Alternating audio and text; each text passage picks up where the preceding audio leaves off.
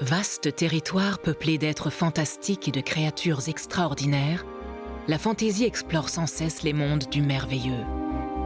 Mais d'où vient ce genre artistique, aussi riche que varié? Quelle en est la genèse?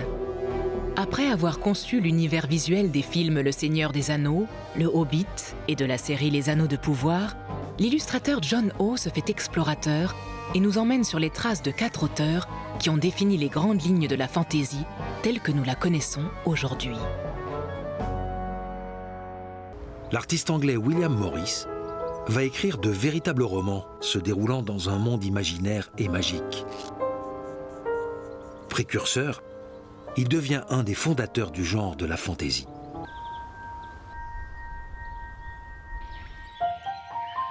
Au cœur de la forêt mystérieuse de Malselve, vivait une jeune fille nommée Petite Grive.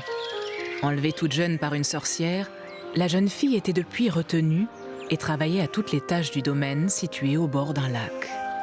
Comme rare distraction, la jeune fille tissait, brodait et cousait de beaux habits qui la réjouissaient et qui lui permettaient de s'évader un peu de son pénible quotidien.